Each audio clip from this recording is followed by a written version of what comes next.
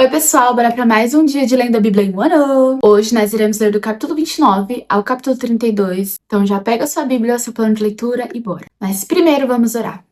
Papai, muito obrigada por essa oportunidade, onde nós podemos estar aqui aprendendo com a Tua Palavra, escutando a Tua voz, fala conosco, guia os nossos passos, nos corrija, nos direcione, nós queremos ser transformados por essa verdade.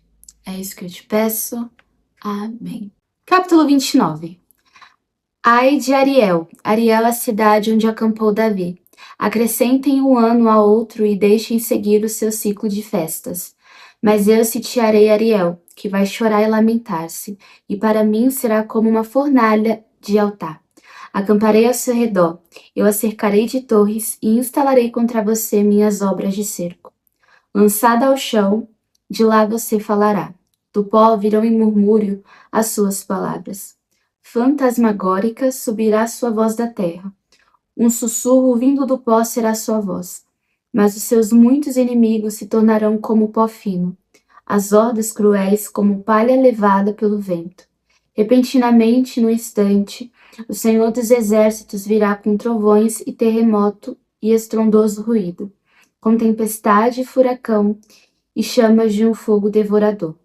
Então, as hordas de todas as nações que lutam contra Ariel, que investem contra ele, contra sua fortaleza e a sitiam, serão como acontece num sonho, numa visão noturna. Como quando um homem faminto sonha que está comendo, mas acorda e sua fome continua. Como quando o homem sedento sonha que está bebendo, mas acorda enfraquecido, sem ter saciado a sede.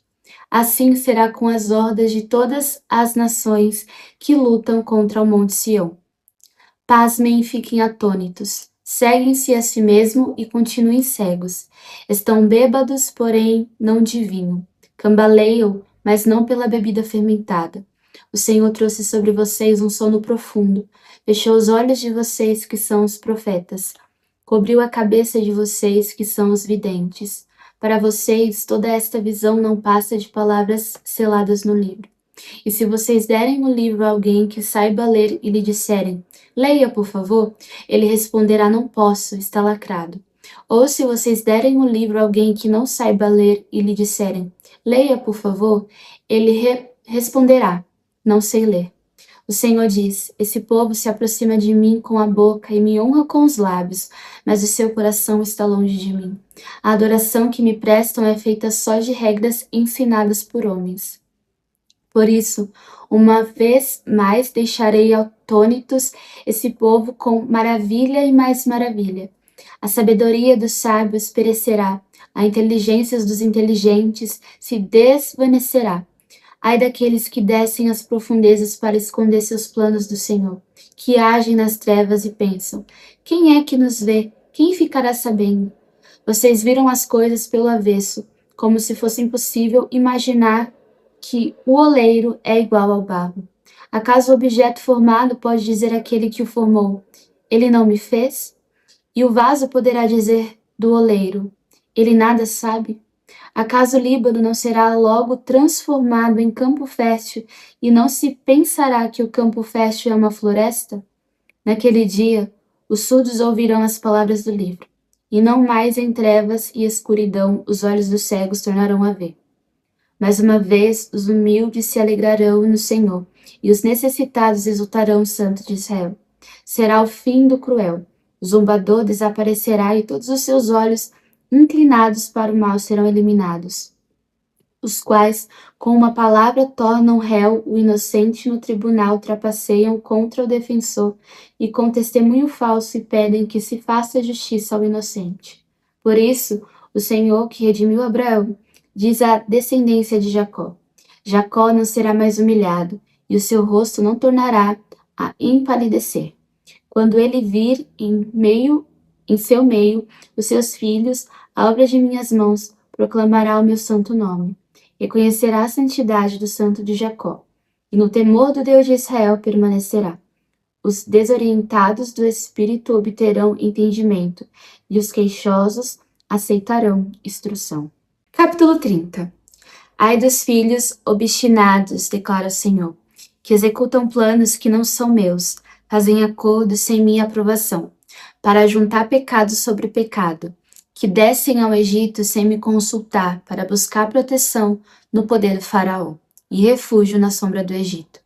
Mas a proteção do faraó lhes trará vergonha, e a sombra do Egito lhes causará humilhação. Embora seus líderes tenham ido a Zoã e seus enviados tenham chegado a Ranes, todos se envergonharão por causa de um povo que lhes é inútil, que não traz ajuda nem vantagem, mas apenas vergonha e zombaria. Advertência contra os animais do Negueb. Atravessando uma terra hostil e severa de leões e leoas, de víboras e serpentes velozes, os enviados transportam suas riquezas no lombo de jumentos, seus tesouros nas córcovas de camelos. Para aquela nação inútil, o Egito, cujo socorro é totalmente inútil. Por isso, eu o chamo monstro inofensivo. Agora vá, escreva isso numa tábua para eles. Registre-o num livro, para que nos dias vindouros seja um testemunho eterno. Esse povo é rebelde, são filhos mentirosos, filhos que não querem saber da instrução do Senhor.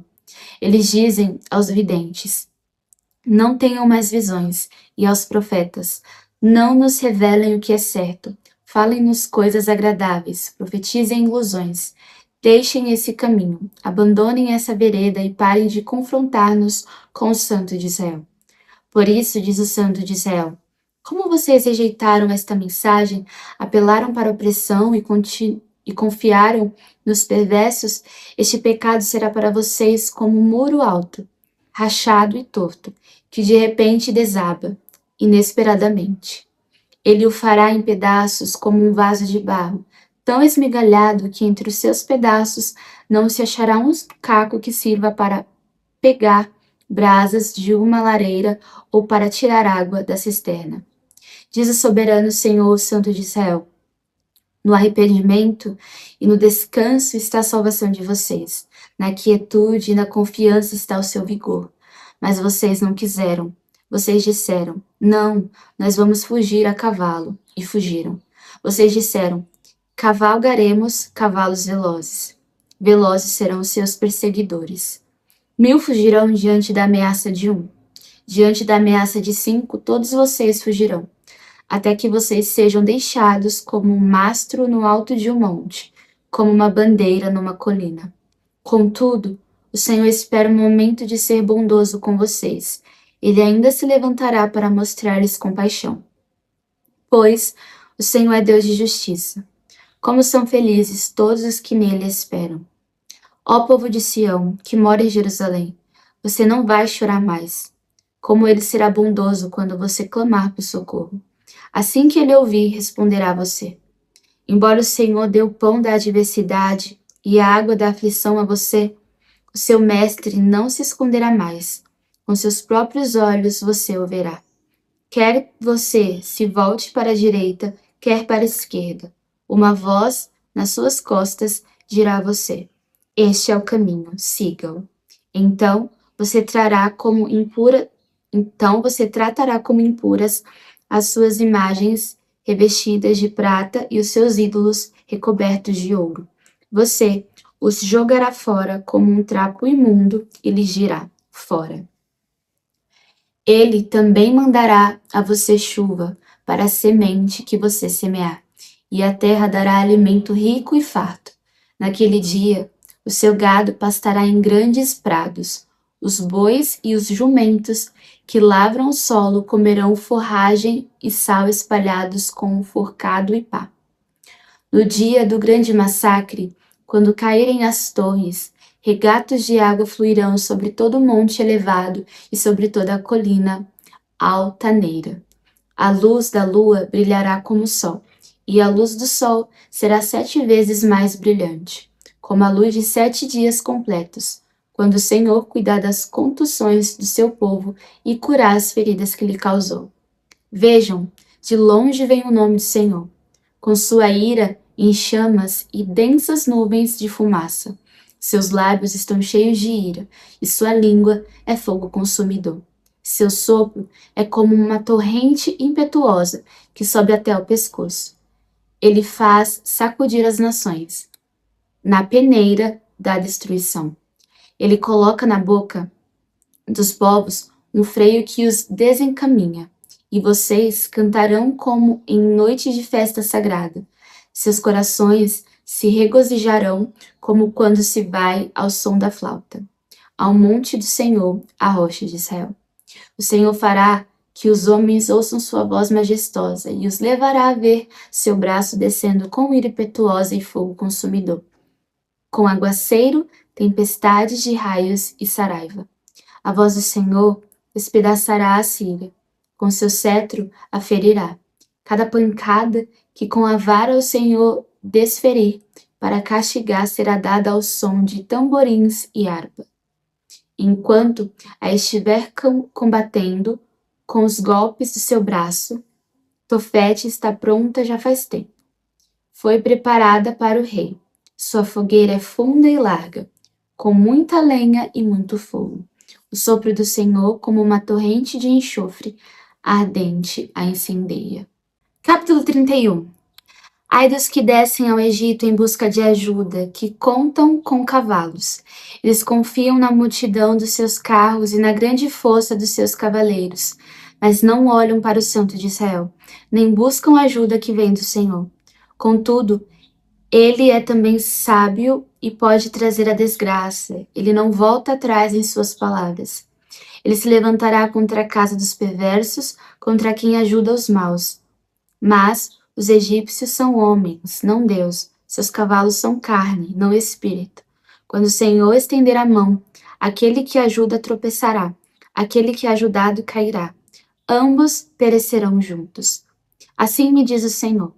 Assim como quando o leão grande, ruge ao lado da presa, e contra ele se junta um bando de pastores, e ele não se intimida com os gritos deles, e não se perturba com o seu clamor, assim o Senhor dos Exércitos descerá para combater nas alturas do Monte Sião. Como as aves dão proteção aos filhotes com suas asas, o Senhor dos Exércitos protegerá Jerusalém. Ele a protegerá e a livrará. Ele a poupará e a salvará. Voltem para aquele contra quem vocês se revoltaram tão tremendamente, ó israelitas. Pois naquele dia, cada um de vocês rejeitará os ídolos de prata e de ouro que suas mãos pecaminosas fizeram. A Assíria cairá por uma espada que não é de homem, uma espada não de mortais a devorará. Todos fugirão da espada e os seus jovens serão sujeitos a trabalhos forçados. Sua fortaleza cairá por causa do pavor. Ao verem a bandeira da batalha, seus líderes entrarão em pânico. Anuncia o Senhor, cujo fogo está em Sião, cuja fornalha está em Jerusalém.